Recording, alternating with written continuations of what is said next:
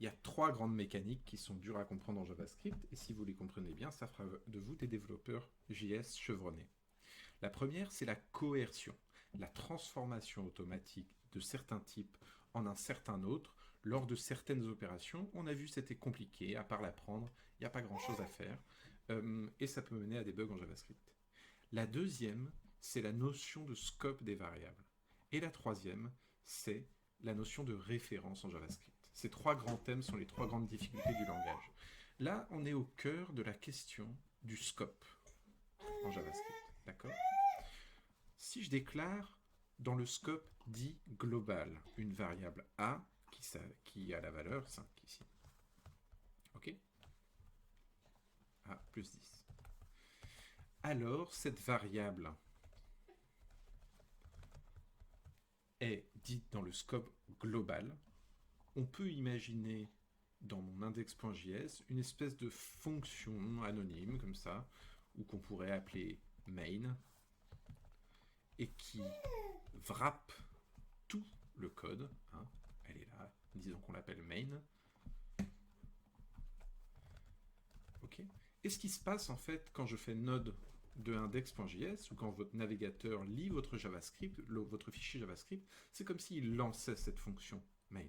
Ok. Il n'y a pas besoin de la mettre, elle est implicite, mais on va dire que la constante A déclarée dans ce scope global, dans cette espèce de fonction qui contiendrait toutes les autres, eh bien, je peux y accéder partout. D'accord? Je peux y accéder dans ma fonction Toto. Si je déclare une nouvelle fonction dans Toto, const div égale, tu prends x et y, et tu me retournes x divisé par a, je peux tout à fait, aucun souci. D'accord? Tu prends juste x, ce serait plutôt logique. Et maintenant, tu me fais console.log de div de 10. Ok, on va essayer ça. Voilà. Donc, je peux accéder à A dans toutes les fonctions filles et les fonctions filles des fonctions filles de mon fichier où j'ai déclaré ma variable A. Ici, ma constante. Donc on parle du scope de A. Le scope de A est global. La portée de ma variable A est globale. Au contraire, si dans ma fonction Toto je déclare B, hein, let B est égal à bonjour, je ne peux pas accéder à B hors console.log.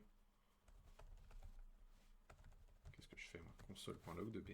Je ne peux pas accéder à B en dehors de ma fonction Toto. D'accord? En JavaScript, le scope des variables, c'est les bras dans lesquels cette variable a été déclarée. Sauf si vous avez déclaré votre variable avec le mot-clé var qu'on n'a pas vu car il est très peu utilisé de nos jours. D'accord? Dans ce cas-là, le scope, c'est toujours la fonction, peu importe les détails. Mais voilà, le scope de votre variable ici, c'est les accolades entre lesquelles elle a été déclarée. D'accord? Const B, ici B n'existe pas en dehors de la fonction Toto.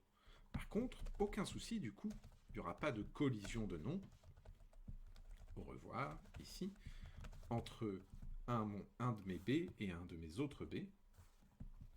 Console.log, pourvu qu'ils ne soient pas dans le même scope. Ok. On va essayer ça. Voilà. Au revoir, 15 de bonjour. Ça va? Donc, cette particularité extrêmement importante, je n'utilise pas n'importe comment les variables que je déclare. Elles ont toujours un scope, une portée. Donc si je me mets maintenant dans un if ici, if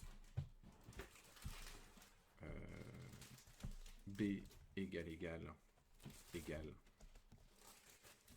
je sais pas moi, Toto, et qu'ici j'ai besoin d'une variable temporaire, par exemple let h égale salut, et je veux dire console.log salut Toto, donc h plus b, ok.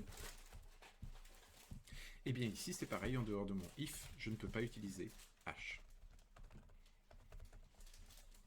Donc c'est vrai dans énormément de langages différents, cette notion de scope liée au brace. Attention des petites exceptions si on utilise le mot-clé var. Et voilà. Donc une notion à vraiment bien comprendre, cette notion de scope des variables. Où est-ce que je peux utiliser ma variable? Donc méfiez-vous de cette notion de scope, parce que ça veut dire que si ici vous déclarez une variable a, dans la fonction Toto, c'est le a déclaré dans Toto qui prime. D'accord? Si ici vous avez une variable a, dans la fonction Toto, c'est ce a là qui va primer. D'accord? Donc faites très attention à cette notion de scope, cette notion de comment je nomme mes variables, etc., etc. ESLint peut vous aider. Ici, on a par exemple cette option No Shadow qui nous aide grâce à ESLint. Okay. Dernière chose, ne faites jamais l'erreur d'utiliser une variable directement comme ça que vous n'avez pas déclaré une première fois avec const2let. D'accord? Ici, c'est comme si on allait modifier une variable du scope global qui s'appellerait x, un scope qui nous dépasse en fait et dont on parlera dans les prochaines vidéos, c'est celui des outils que nous donne notre navigateur pour travailler avec JavaScript. Par exemple, dans le scope global, il existe console.log, quelque chose qui s'appelle console. Dans le scope archi-global, on va dire, il existe quelque chose qui s'appelle name. Il existe quelque chose qui s'appelle JSON, comme ça en majuscule. D'accord? Donc, il existe quelques globales comme ça qu'on peut utiliser en JavaScript. D'accord? Et on les utilise sans les déclarer.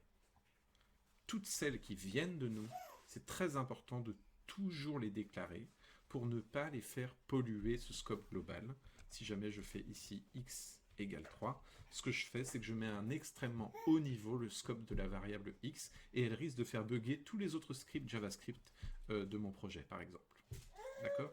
Si quelqu'un utilise cette variable x quelque part. Ou si elle est utile au navigateur. Donc, attention à ce détail. Donc je reviens à ce code précédent avec des fonctions pour multiplier et pour diviser. Un petit CTRL A pour tout sélectionner en même temps.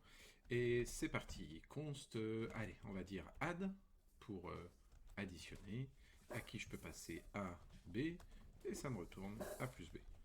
Ok. Une petite const sub pour la soustraction. Ok. Je peux te passer A, B, et tu me retournes, tiens, on va faire à l'ancienne, return A moins B. Et quand je sauve, ESLint se charge de me remettre ça correctement. Donc, comme j'ai dit, les fonctions sont les atomes de JavaScript. JavaScript est fait pour composer des fonctions les unes avec les autres, et on peut sans aucun souci passer d'une fonction à une autre. Donc, par exemple, je pourrais faire une fonction que j'appellerais comme opération, qui est capable de faire une opération sur A et sur B. Et cette opération, c'est une fonction que je vais lui passer.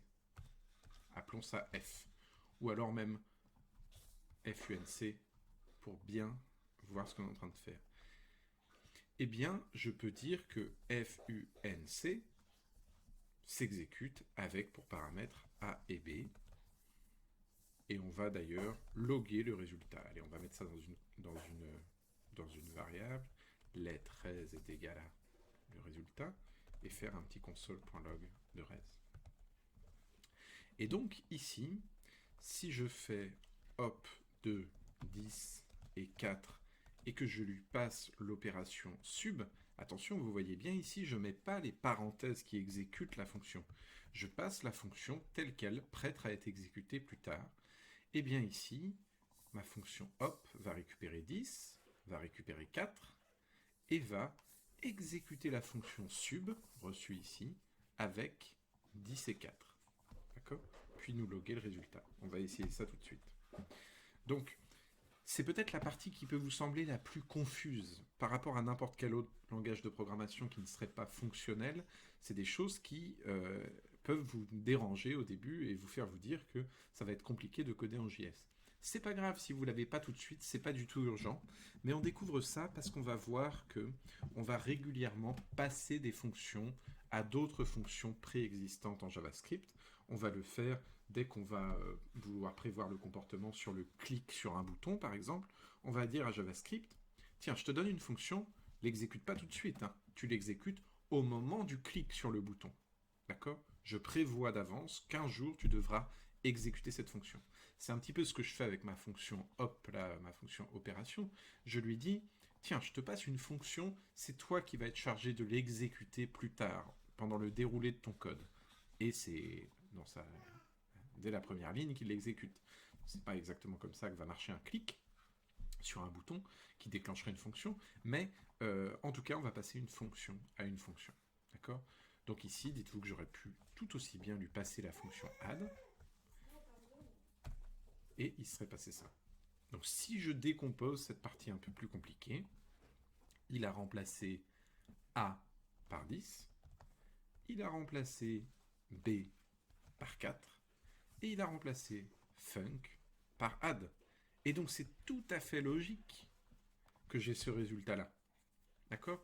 En fait, il n'y a aucune complexité, à part le fait que souvent, c'est un peu tard dans son parcours de développeur, de programmeur, qu'on découvre cette manière de programmer.